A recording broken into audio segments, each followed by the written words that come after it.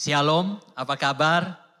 Saya percaya bahwa setiap jemaat Tuhan mengalami hadirat Tuhan di dalam pujian dan penyembahan hari ini. Kita menikmati kebaikan Tuhan dan kemurahan Tuhan melalui penyembahan kita. Dan saya berdoa tidak sampai pada pujian dan penyembahan, tetapi kita akan mendengarkan firman Tuhan. Dan saya yakin bahwa firman Tuhan akan memberkati kehidupan kita, menguatkan kita, mendewasakan kita, sehingga kita semakin hari semakin mengenal Tuhan.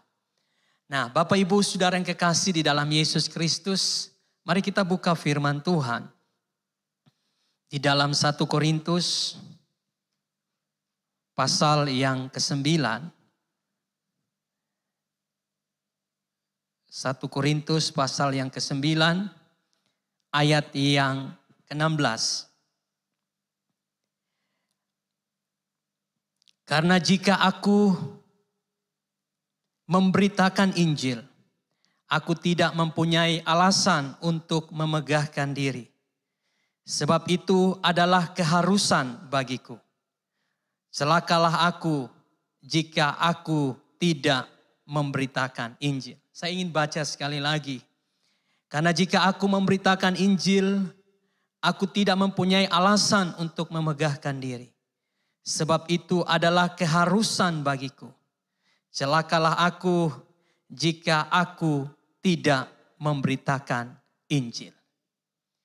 Bapak Ibu Saudara yang kekasih di dalam Yesus Kristus, tema kita hari ini adalah Injil adalah kekuatan Allah yang menyelamatkan. Injil adalah kekuatan Allah yang menyelamatkan. Nah, Bapak Ibu Saudara yang kekasih di dalam Yesus Kristus, bulan Agustus adalah bulan misi bagi Gereja Kemah Injil Indonesia. Gereja Kemah Injil Indonesia di seluruh Indonesia maupun di pelosok-pelosok desa merayakan bulan ini sebagai bulan misi. Sehingga di dalam setiap khotbah, maka pada bulan ini semua hamba Tuhan akan mengkhotbahkan tentang misi dan penginjilan. Dan saudara, sebagai bahagian dari Gereja Kemah Injil, gereja kita juga mengambil bahagian untuk bersama-sama kita belajar tentang misi dan penginjilan. Dan juga kita akan mendoakan pelayanan misi dan penginjilan, baik di Indonesia maupun di luar negeri. Nah, saudaraku yang kekasih di dalam Yesus Kristus, berbicara tentang memberitakan Injil adalah sesuatu yang tidak asing buat kita. Sesuatu yang telah kita dengar berulang-ulang. Dan saya tidak tahu berapa lama saudara menjadi orang Kristen. Dan berapa kali saudara sudah mendengarkan firman Tuhan tentang pemberitaan Injil. Dan mungkin kita mulai bosan mendengarkan akan firman Tuhan tentang pemberitaan Injil. Tetapi hari ini saya berdoa agar kebenaran yang kita dengar hari ini akan meneguhkan kita kembali. Mengingatkan kita kembali. Memberikan kita motivasi dan dorongan untuk kita memahami apa yang Tuhan inginkan bagi kita sebagai orang-orang percaya di dalam pemberitaan Injil. Nah, saudara, ketika kita membaca di dalam 1 Korintus pasal 9 ayat 1 sampai ayat yang ke-27. Saudara, kita menemukan isi hati Paulus yang dikemukakan oleh Paulus dalam bentuk pembelaan terhadap kritik orang-orang yang mengkritik dan mempertanyakan kehidupan Paulus, mempertanyakan pelayanan Paulus, dan juga hak Paulus sebagai seorang rasul. Dan saudara bisa membaca dari ayat 1 bagaimana Paulus kemudian mengemukakan isi hatinya sebagai bentuk pembelaan terhadap dirinya, terhadap pelayanannya, dan terhadap haknya sebagai seorang rasul. Tetapi izinkan saya hari ini, saudara, saya tidak membahas tentang pembelaan Paulus. Tetapi saya ingin membahas tentang prinsip Paulus di dalam pemberitaan Injil. Ini sangat penting Bapak Ibu Saudara. Nah untuk itu mari kita sekali lagi kita lihat ayat yang ke-16. Firman Tuhan katakan, karena jika aku memberitakan Injil, aku tidak mempunyai alasan untuk memegahkan diri. Sebab itu adalah keharusan bagiku.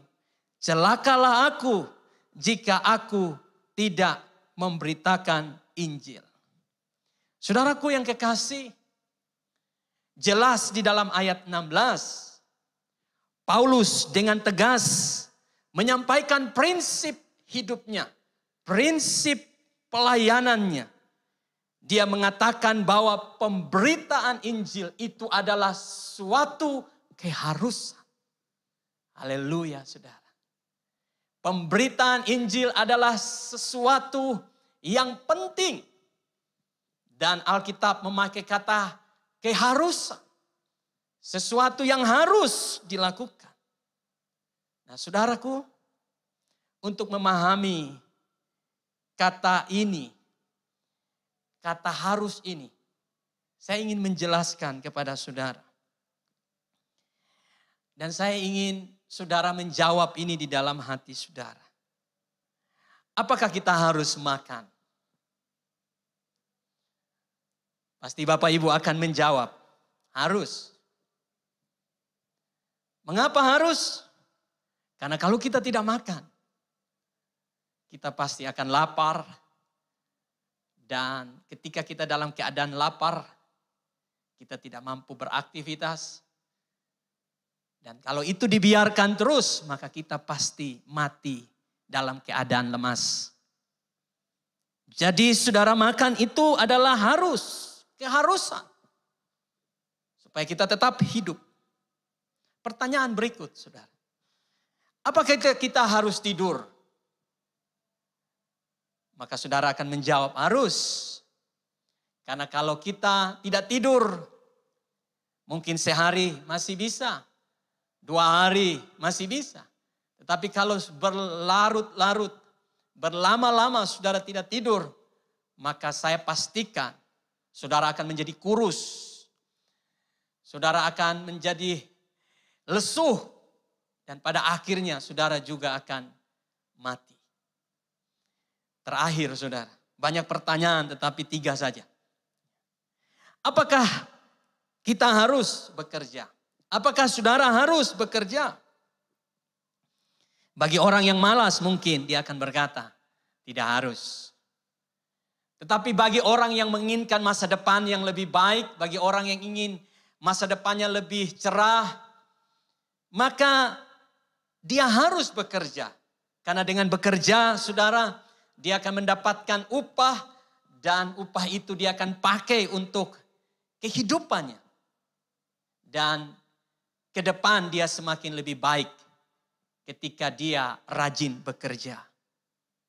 Jadi saudara, ketika kita makan, kita tidur, kita bekerja, itu adalah keharusan.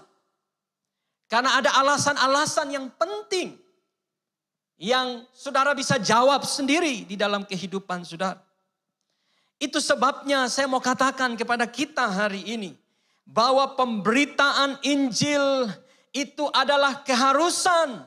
Karena itu adalah hal yang penting di dalam kehidupan kekristenan. Mungkin hari ini banyak gereja berbicara tentang blessing, tentang miracle, tentang mujizat. Itu tidak salah saudaraku. Itu adalah Alkitabiah, itu adalah satu kebenaran. Karena firman Tuhan di dalam Yohanes pasal yang ke-10 ayat ke-10 berkata bahwa Yesus datang untuk memberi hidup. Hidup di dalam segala kelimpahan. Dan di dalam keempat Injil kita menemukan bahwa ketika Yesus berhadapan dengan orang-orang yang sakit, Yesus menyembuhkan mereka. Orang yang buta melihat, orang yang tuli bisa mendengar, orang yang bisu berbicara, orang yang lumpuh dapat jalan, bahkan yang mati bangkit. Ada mujizat. Tetapi saudaraku yang kekasih, semua itu tidak mendahului akan Injil yang harus diberitakan. Oleh sebab itu Bapak Ibu Saudara, mengapa ini adalah keharusan? Pemberitaan Injil adalah keharusan. Karena ini sangat penting. Saudara, pentingnya di mana?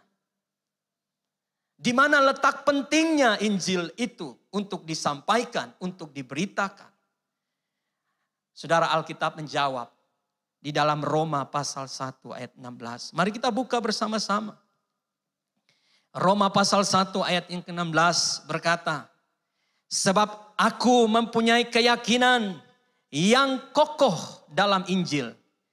Karena Injil adalah kekuatan Allah yang menyelamatkan setiap orang yang percaya. Pertama-tama orang Yahudi, tetapi juga orang Yunani. Saudara, mengapa penting kita memberitakan Injil? Karena Injil adalah kekuatan Allah yang menyelamatkan. Siapa yang diselamatkan, saudara? Yang diselamatkan adalah manusia, saya dan saudara yang diselamatkan. Tidak ada kekuatan lain, harta, kekayaan, kedudukan, bahkan kekuatan manusia, bahkan tokoh-tokoh manapun. Tidak ada kekuatan yang mampu untuk menyelamatkan manusia dari kebinasaan, dari dosa. Tetapi Injil adalah kekuatan Allah yang menyelamatkan. Saudaraku yang kekasih di dalam Yesus Kristus, Injil adalah Yesus itu sendiri. Ketika kita berbicara tentang Injil, maka kita tidak sedang berbicara tentang sebuah teologi, sebuah retorika, sebuah filosofi. Tetapi ketika kita berbicara tentang Injil, kita berbicara tentang satu pribadi. Dan pribadi itu adalah Yesus. Nah, saudaraku yang kekasih, mengapa manusia perlu mendengar Injil? Mengapa orang yang belum percaya perlu mendengar Injil? Saudara, ini mari kita lihat bersama-sama. Mungkin hari ini ada orang tuamu, ada om tantemu, ada kakak adikmu, ada sepupumu, mungkin ada bosmu, karyawan, teman kerjamu, pembantumu, tetanggamu yang belum mendengarkan Injil. Mari saudara, dengarkan baik. Mengapa penting mereka mendengarkan Injil? Saudara, firman Tuhan katakan di dalam Roma pasal 3 ayat yang ke-23. Manusia telah berdosa dan telah kehilangan kemuliaan Allah. Saudara, ketika dosa masuk dalam kehidupan manusia, manusia telah kehilangan gambar dan rupa Allah. Manusia telah terputus hubungan dengan Tuhan. Dan ketika kita belajar di Kitab Kejadian di Taman Eden, kita mendapati bahwa Adam dan Hawa ketika mereka berdosa, mereka dijauhkan Tuhan dan diusir Tuhan keluar dari Taman Eden. Mereka terhilang dari Tuhan. Mereka mendapati diri mereka telanjang. Dan Tuhan kemudian memberikan kepada mereka kutukan, peringatan. Laki-laki akan susah bekerja. Perempuan akan susah melahirkan. Bahkan iblis juga menerima hukuman. Bahwa keturunan dari perempuan akan meremukkan kepalanya. Debu tanah menjadi makanannya. Dan saudara, Adam dan Hawa diusir keluar dari Taman Eden. terpisah dari hadirat Tuhan. Dan saudara, Roma 6 ayat yang ke-23 berkata, sebab upah dosa adalah maut. Artinya saudara, dosa berdampak pada kematian yang kekal. Dosa mengakibatkan manusia akan mati di dalam kekekalan. Saudaraku yang kekasih, Tuhan telah menghukum manusia dengan air bah pada zaman Nuh. Itu akibat dosa mereka. Dan Tuhan berkata, aku tidak akan lagi menghukum manusia dengan air bah. Tetapi ada penghukuman nanti. Di dalam kekekalan, yaitu neraka, api yang menyala-nyala. Setiap orang yang berdosa, di neraka itulah tempatnya. Jadi hari ini saudara bisa bayangkan. Jika satu saat saudara berdiri di sorga dan saudara memandang. Ada orang tua saudara di neraka. Ada kakak adik saudara di neraka. Ada bos saudara di neraka. Mungkin saudara akan berkata, ya biarlah bos saya di neraka. Sebab waktu di dunia dia begitu jahat. Saudara akan bertanggung jawab. Saudaraku yang kekasih. Saudara akan menyesal, tetapi tidak ada lagi kesempatan untuk membawa mereka kembali ke surga. Upah dosa adalah maut. Maut berbicara tentang penghukuman yang kekal. Jadi saudara, setiap orang yang berdosa pasti binasa. Saudara, sebaik-baik orang itu. Saudara, firman Tuhan katakan kesalehan manusia seperti kain kotor. Perbuatan baik manusia. Tanpa ada Injil yang ia dengar dan ia percayai. Kebaikannya tidak mampu membawa dia ke surga. Makanya saudara, kita bersyukur jadi anak Tuhan. Keselamatan itu bukan mudah-mudahan. Bukan moga-moga. Tetapi keselamatan kita itu pasti. Nah saudaraku yang kekasih di dalam Yesus Kristus. Yohanes pasal yang ketiga ayat 16 berkata. Karena begitu besar kasih Allah akan dunia ini. Sehingga ia telah mengaruniakan anaknya yang tunggal. Supaya setiap orang yang percaya kepadanya tidak binasa. Melainkan beroleh hidup yang kekal. Saudara. Karena begitu besar kasih Allah. Akan dunia ini.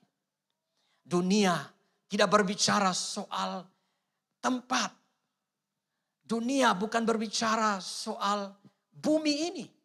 Tapi dunia berbicara adalah saya dan saudara.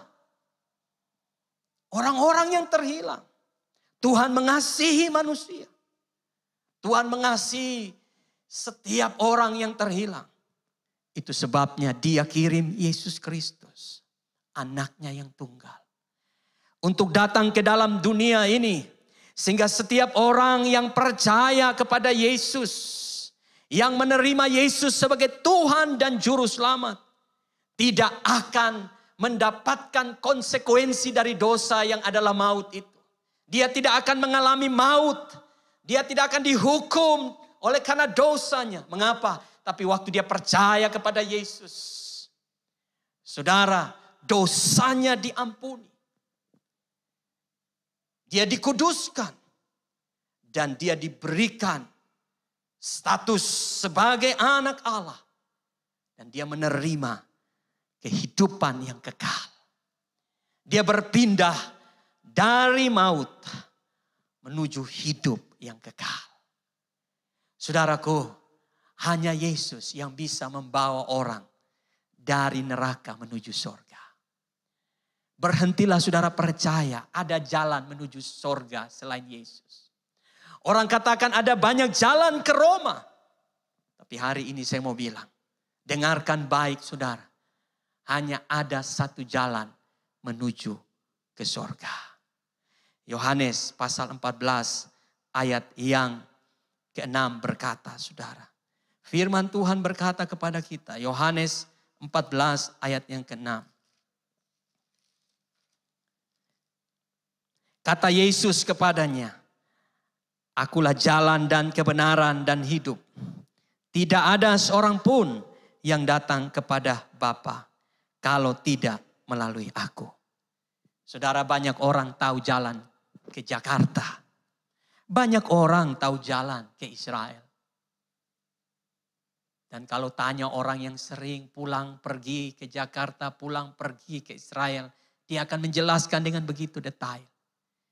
Tapi coba saudara tanya, tahukah saudara jalan menuju ke sorga? Maka saya menjamin, satu tokoh agama manapun tidak dapat memberitahukan jalan itu kepada saudara. Tapi hari ini kita harus bangga, kita harus bersyukur, kita harus berterima kasih. Sebab Yesus kita berkata, akulah jalan kebenaran dan hidup. Tidak ada seorang pun yang datang kepada Bapa kalau tidak melalui aku. Artinya Yesus memproklamirkan dirinya kepada dunia ini dan kepada saya dan saudara. Bahwa hanya dia satu-satunya jalan menuju kepada sorga, menuju kepada Bapanya. Tidak ada jalan yang lain. Mengapa saudara? Karena dia dari sorga datang ke bumi dan dia juga kembali ke sorga. Dia tahu jalannya ke sorga. Untuk itu saudara, mengapa pemberitaan Injil begitu penting? Karena Injil adalah kekuatan Allah yang menyelamatkan. Manusia, saya dan saudara tidak bisa menyelamatkan diri kita. Tetapi ketika kita percaya kepada Injil, kita percaya kepada pemberitaan tentang Yesus. Kita percaya kepada Yesus yang adalah Tuhan dan Juru Selamat kita. Maka kita diampuni. Kita berpindah dari maut menuju hidup yang kekal. Dan kita mendapatkan jalan menuju kepada kekekalan. Untuk itu saudara, mari kita memberitakan Injil. Jangan berhenti hanya pada engkau bersyukur menerima keselamatan. Jangan berhenti ketika engkau tahu engkau sudah selamat. Tetapi mari lihat ke sekelilingmu. Mari lihat orang-orang yang ada di sekitarmu. Mari beritakan Yesus. Sampaikan Yesus kepada mereka. Jangan katupkan mulutmu. Jangan biarkan mulutmu tertutup. Sekalipun hari ini engkau sedang dalam masalah yang besar. Sekalipun hari ini saudara kita dalam kesulitan. Dalam masa-masa yang sukar. Jangan berhenti untuk memberitakan Yesus. Sebab kita tidak tahu kapan waktunya. Kita yang pergi. Atau orang itu yang pergi. Atau Yesus yang datang. Firman Tuhan katakan. Semuanya datang secara tiba-tiba. Tiba-tiba saja mungkin saya yang pergi. Tiba-tiba saja mungkin saudara yang pergi. Tiba-tiba saja mungkin Yesus yang datang. Tidak ada lagi waktu untuk kita bersantai-santai. Saudara tetap bekerja. Saudara tetap melayani. Saudara tetap berkuliah, bersekolah. Tetapi ingat, Paulus katakan pemberitaan Injil adalah keharusan bagi setiap orang percaya. Sebab Injil itu menyelamatkan. Saya berdoa saudara hari ini. Ketika saudara dengar firman Tuhan ini. Roh Kudus membakar hati saudara. Roh Kudus mencengkeram kuat hati saudara. Mungkin selama ini saudara sudah tidak memberitakan Yesus. Sudah terfokus hanya kepada masalah hidup sehari-hari. Saudara, saya mau kasih tahu kepada saudara. Ketika saudara memberitakan Injil. Ketika saudara melangkah. Yesus akan menyertai saudara. Dan dia akan juga mengadakan tanda-tanda mujizat dalam hidup saudara. Sehingga pemberitaan Injil yang saudara lakukan. Akan diteguhkan dengan banyak kesaksian. Bahwa Tuhan menyertai hidup saudara. Bapak ibu saudara yang kekasih di dalam Yesus Kristus. 2 minggu ke depan saya akan berkhotbah dari bagian yang sama. Dan saya berdoa dalam 3 sesi khotbah ini. Saya rindu agar api penginjilan semakin menyala di dalam kehidupan kita. Kiranya firman Tuhan memberkati kita hari ini.